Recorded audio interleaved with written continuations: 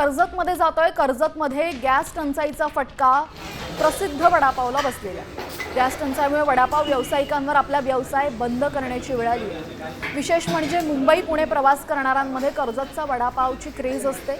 मात्र आपण पाहतोय हा व्यवसाय बंद करण्याची वेळ या व्यावसायिकांवर ओढवलेली आहे। थेट कर्जतमध्ये पर्यटक आणि व्यावसायिकांसोबत बातचीत केलेली आहे आमचे प्रतिनिधी विकास मिरगणे यांनी। पाहूया।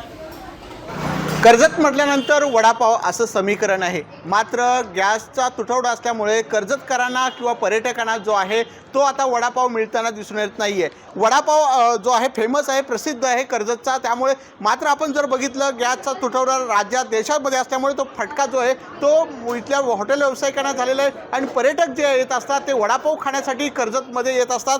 आपल्यासोबत हॉटेल व्यावसायिक आहे। घरगुती मिसल चालू केले चुलीवरती असा विषय। वडापाव आता काय बंद पडण्याच्या मार्गावरती आहे।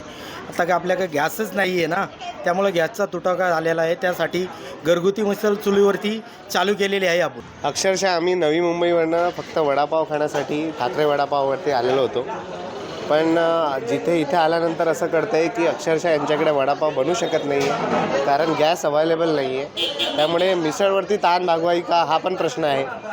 पण एक असतं की ज्याला वडापावची सवय आहे तो नेहमी नक्कीच वडापाव खाण्याचा प्रयत्न करेल, पण इथे कम्प्लिटली निराशा झाली आहे। एवढे लांबून आलेलो आहे।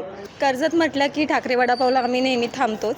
आज वडापाव म्हणून आम्ही इथे थांबलो होतो, पण इथे आल्यावर कळालं की वडापाव नाही आहे, आज मिसळ मिळते। थोडीशी नाराजी व्यक्त होते। कॅमेरामन ज्ञानेश्वर वाडेसह विकास मिरगणे, साम टीव्ही, कर्जत, रायगड।